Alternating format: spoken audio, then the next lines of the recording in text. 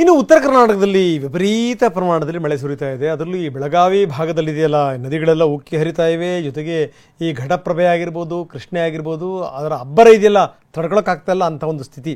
ಎಲ್ಲ ಕಡೆಗೂ ಕೂಡ ನೀರು ನೀರು ನೀರು ಎಲ್ಲ ಕಡೆಗೂ ಕೂಡ ನೀರು ಆವರಿಸ್ಕೊಂಡಿದೆ. ಜನ ಯಾವ ರೀತಿ ಪರಿತಪಿಸ್ತಾ ಇದ್ದಾರೆ ಬನ್ನಿ ನೋಡೋಣ. ದೃಶ್ಯ 1. 3 ನದಿಗಳ ಆರ್ಭಟ, 30 ಮನೆಗಳಿಗೆ ಜಲ ದಿಗ್ಬಂಧನ. ಒಂದೊಂದೇ ಗ್ರಾಮಗಳೇ ಮುಳುಗ್ತಿವೆ. ಇಡೀ ಊರಿಗೆ ಪ್ರವಾಹದ ನೀರು ನುಗ್ತಿದೆ. ಯಾರಿಗೆ ಏನೂ ಮಾಡೋಕೆ ಆಗದಿರೋ ಪರಿಸ್ಥಿತಿಯೇ ನಿರ್ಮಾಣವಾಗಿದೆ. ಮನೆಗಳೆಲ್ಲ ನೀರಿನಲ್ಲಿ ಮುಳುಗಡೆಯಾಗಿದೆ. ನಿರಂತರ ಪ್ರವಾಹದಿಂದ ಜನ ಊರನ್ನೇ ತೊರೆದಿದ್ದಾರೆ. ಕೆಲ ಹಳ್ಳಿಗಳಲ್ಲಂತೂ ಅದ್ಯಾವ ಮಟ್ಟಿಗೆ ಆಗಿದೆ ಅಂದ್ರೆ ಸ್ಮಶಾನ ಮೌನವೇ ಆವರಿಸಿದೆ. ಬೆಳಗಾವಿಯಲ್ಲಿ 3 ನದಿಗಳ ಆರ್ಭಟಕ್ಕೆ ಅಡಿಬಟ್ಟಿ ಗ್ರಾಮದ 30ಕ್ಕೂ ಹೆಚ್ಚು ಮನೆಗಳು ಸಂಪೂರ್ಣ ಜಲಾವೃತವಾಗಿವೆ. ನೆಮ್ಮದಿಯಾಗಿ ಬದುಕ್ತಿದ್ದ ಜನರ ಬದುಕು ಬೀದಿಗೆ ಬಂದಿದೆ. ಘಟಪ್ರಭಾ ನದಿ ನೀರು ನುಗ್ಗಿ ಏನು ಕಂಪ್ಲೀಟ್ ಆಗಿ ಮುಳುಗಡೆ ಆಗಿರುವಂತದ್ದು. ನಾನೀಗ ಆ ಒಂದು ಗ್ರಾಮಕ್ಕೆ ಸಂಪರ್ಕಿಸುವಂತಹ ರಸ್ತೆಯಲ್ಲೇ ಇರುವಂತದ್ದು ಈಗ ತೋರಿಸ್ತಾ ಇದ್ದೇನೆ. ಇಲ್ಲಿಂದ ಅನತಿ ದೂರದಲ್ಲೇ ಒಂದು ಅಡಿಬಟ್ಟಿ ಅನ್ನುವಂಥ ಗ್ರಾಮ ಕೂಡ ಇರುವಂತದ್ದು. ಈಗಾಗಲೇ ಕೆಲವೊಂದಿಷ್ಟು ಮನೆಗಳನ್ನು ಕೂಡ ತೋರಿಸ್ತಾ ಇದ್ದೇನೆ. ಅಲ್ಲಿ ಸಾಕಷ್ಟು ಮನೆಗಳಿಗೆ ಈಗಾಗಲೇ ನೀರು ನುಗ್ಗಿರುವಂತದ್ದು. ಅದರ ಜೊತೆಗೆ ಅಡಿಬಟ್ಟಿ ಗ್ರಾಮಕ್ಕೆ ಹೊಂದಿಕೊಂಡಿರುವಂತಹ ಜಮೀನಿನ ಸದ್ಯದ ದೃಶ್ಯಾವಳಿಗಳು. ಸಾಕಷ್ಟು ಮನೆಗಳನ್ನು ಈಗಾಗಲೇ ಜಲಾವೃತಗೊಂಡಿದ್ದಾವೆ. ಅದರ ಜೊತೆಗೆ ಮನೆಯಲ್ಲಿದ್ದಂತಹ ಎಲ್ಲರೂ ಕೂಡ ಈಗಾಗಲೇ ಕಾಳಜಿ ಕೇಂದ್ರ ಸೇರಿದಂತೆ ಬೇರೆ ಬೇರೆ ಕಡೆಗಳಲ್ಲಿ ಈಗಾಗಲೇ ಶಿಫ್ಟ್ ಕೂಡ ಆಗಿರುವಂತದ್ದು. ನಿನ್ನೆಯಷ್ಟೇ ಮನೆಯಲ್ಲಿದ್ದವರು ಇದೀಗ ಕಾಳಜಿ ಕೇಂದ್ರದಲ್ಲಿ ಆಶ್ರಯ ಪಡೆಯೋ ಸ್ಥಿತಿ ತಂದಿಟ್ಟಿದ್ದಾನೆ ವರುಣರಾಯ. 3 ನದಿಗಳ ನೀರು ನೂರಾರು ಜನರ ಬದುಕನ್ನೇ ಬೀದಿಗೆ ತಂದಿಟ್ಟಿದೆ. ಮಾರ್ಕಂಡೇಯ, ಹಿರಣ್ಯಕೇಶಿ, ಕೃಷ್ಣಾ ನದಿಯ ಅಬ್ಬರಕ್ಕೆ ನದಿ ಪಾತ್ರದಲ್ಲಿನ ಜನ ಕಣ್ಣೀರು ಹಾಕುವಂತಾಗಿದೆ. ಇನ್ನು ನೂರಾರು ಎಕರೆ ಪ್ರದೇಶದಲ್ಲಿ ಬೆಳೆದಿದ್ದ ಕಬ್ಬು, ಇತರೆ ಬೆಳೆಗಳು ಸಂಪೂರ್ಣ ನಾಶವಾಗಿವೆ. ಯಾರು ಊರಾಗ ಇಲ್ರಿ ಸರ್. ಏನು ಹೊಳಿ ಬರಾಕೈತ್ರಿ, ಎಲ್ಲಾನು ನಿನ್ನೆ ರಾತ್ರಿ 2 ಗಂಟೆಗೆ ಪ್ರವಾಹ 3 ನದಿ ರೀ ನಮ್ಗೆ. ಮಾರ್ಕಂಡೆ, ಹಿರಣ್ಯಕೇಶ, ಹಿಡ್ಕಲ್ ಜಲಾಶಯ ಅವಕ್ಕೂ ಎಲ್ಲ ಡ್ಯಾಮ್ಗಳು ಅದಾವ ಸರ್. ಆ ಡ್ಯಾಮ್ಗಳು ನೀರು ಸಂಗ್ರಹಣೆ ಆಕೈತ್ರಿ. ಮತ್ತು ಮಳಿ ನೀರು ಸಂಗ್ರಹಣೆ ಹೆಚ್ಚಾಗನ ನಮ್ಗೆ ಅಲ್ಲಲ್ಲಿ ಕೊಲ್ಲಲ್ಲಿ ಮಾಡ್ತೈತ್ರಿ ಸರ್. ನಿನ್ನೆ 2 ಗಂಟೆಗೆ ನಾವು ಎಲ್ಲ ಮಂದಿನ ಅಡಿಬಟ್ಟಿ ಮಂದಿನ ತೆಗೆದ ಇಲ್ಲಿ APMCಗೆ ಶಿಫ್ಟ್ ಮಾಡಿದ್ದಾರೆ. ಅಲ್ಲೇ ಒಂದು 2-3 ಗಂಜಿ ಕೇಂದ್ರ ತೆಗೆದಾರೆ.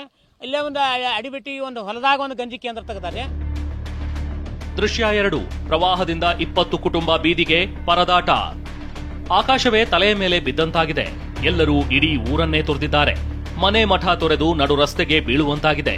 ಮಕ್ಕಳು, ವೃದ್ಧರು, ಮಹಿಳೆಯರು, ಪ್ರಾಣಿಗಳ ಸಮೇತ ಊರು ಬಿಟ್ಟು ಬಂದಿದ್ದಾರೆ.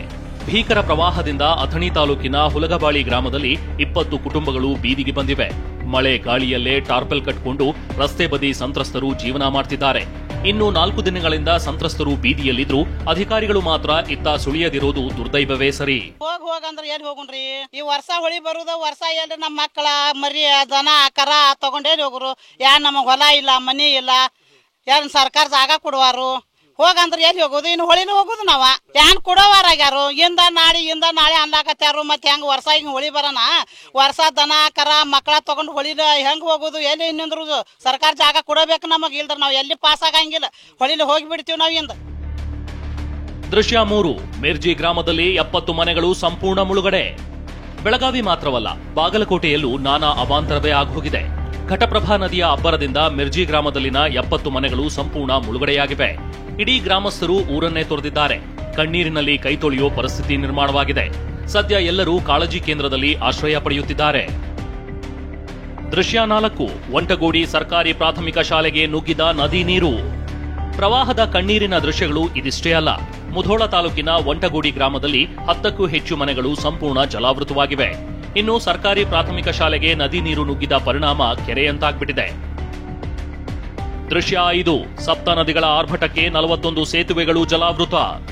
ಬೆಳಗಾವಿ ಜಿಲ್ಲೆಯಲ್ಲಿ ಸಪ್ತ ನದಿಗಳಿಂದಾಗಿ 43 ಗ್ರಾಮಗಳಲ್ಲಿ ಪ್ರವಾಹ ಸೃಷ್ಟಿಯಾಗಿದೆ. ಗೋಕಾಕ್, ಮೂಡಲಗಿ, ನಿಪ್ಪಾಣಿ, ಚಿಕ್ಕೋಡಿ, ಕಾಗವಾಡ, ಅಥಣಿ, ಹುಕ್ಕೇರಿ ತಾಲೂಕಿನ ಗ್ರಾಮಗಳಲ್ಲಿ ಜನ ನರಕ ಯಾತನೆ ಅನುಭವಿಸುತ್ತಿದ್ದಾರೆ. ಮನೆಯಲ್ಲಿ ಇರೋಕೂ ಆಗದೆ, ಊರು ಬಿಡೋಕೂ ಆಗದೆ ಅತಂತ್ರ ಪರಿಸ್ಥಿತಿಯಲ್ಲಿ ಹಲವು ಕುಟುಂಬಗಳು ಸಿಲುಕಿವೆ. ಇನ್ನು ಈವರೆಗೆ 2106 ಕುಟುಂಬಗಳನ್ನ ಕಾಳಜಿ ಕೇಂದ್ರಕ್ಕೆ ಸ್ಥಳಾಂತರ ಮಾಡಲಾಗಿದೆ. ದೃಶ್ಯ 6. ಬೀದಿಗೆ ಬಂದ ಬದುಕು, ಬಾಣಂತಿಯರ ಪರದಾಟ. ಈ ದೃಶ್ಯಗಳು ಎಂಥವರಲ್ಲೂ ಕಣ್ಣೀರು ತರಿಸುತ್ತೆ ಕಣ್ರಿ. ಮನೆಗಳು ನೀರಿನಲ್ಲಿ ಮುಳುಗಡೆಯಾಗಿರೋದ್ರಿಂದ ಬಾಣಂತಿಯರು ಬೀದಿಗೆ ಬರುವಂತಾಗಿದೆ. ಪುಟ್ಟ ಕಂದಮ್ಮನನ್ನ ಆಶ್ರಯ ಕೇಂದ್ರ, ಅಂಗನವಾಡಿಯಲ್ಲಿ ಆರೈಕೆ ಮಾಡ್ತಿರೋ ದೃಶ್ಯ ಕರಳು ಹಿಂಡುವಂತಿದೆ. ಪ್ರವಾಹದಿಂದ ಮೂಡಲಗಿ ತಾಲೂಕಿನ ಮಸಗುಪ್ಪಿ ಗ್ರಾಮ ಮುಳುಗಡೆಯಾಗಿರೋದ್ರಿಂದ ಬಾಣಂತಿಯರು ಪರದಾಡುವಂತಾಗಿದೆ.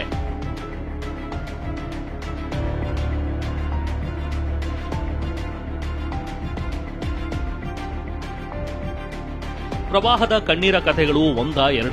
ಘಟಪ್ರಭಾ ನದಿಯ ಅಬ್ಬರಕ್ಕೆ ಮನೆಯೇ ಸರ್ವನಾಶವಾಗಿದೆ. ಪುಟ್ಟ ಬಟ್ಟೆಯಲ್ಲೇ ಮನೆ ತೊರೆದು ಕಾಳಜಿ ಕೇಂದ್ರವನ್ನ ಸೇರಿದ್ದಾರೆ. ಮಗಳು ಮೊಮ್ಮಗಳ ಜೊತೆ ಕಾಳಜಿ ಕೇಂದ್ರದಲ್ಲಿ ವೃದ್ಧೆ ಕಣ್ಣೀರು ಹಾಕುವಂತಾಗಿದೆ. ಒಟ್ಟಾರೆ ಭೀಕರ ಪ್ರವಾಹಕ್ಕೆ ನೂರಾರು ಮನೆಗಳೇ ಮುಳುಗಡೆಯಾಗಿವೆ. ಜನರ ಬದುಕು ಬೀದಿಗೆ ಬಂದಿದೆ. ಸದ್ಯ ಕಾಳಜಿ ಕೇಂದ್ರದಲ್ಲೇನೋ ಆಶ್ರಯ ಪಡೆದಿದ್ದಾರೆ. ಮನೆ ಕಳೆದುಕೊಂಡವರಿಗೆ ಮುಂದೆ ಎಲ್ಲಿಗೆ ಹೋಗೋದು ಅನ್ನೋ ಚಿಂತೆಯಾಗಿದೆ. ಪರಿಹಾರ ಕೊಡುವಂತೆ ಸರ್ಕಾರಕ್ಕೆ ಸಂತ್ರಸ್ತರು ಆಗ್ರಹಿಸಿದ್ದಾರೆ. Bureau report, TV9.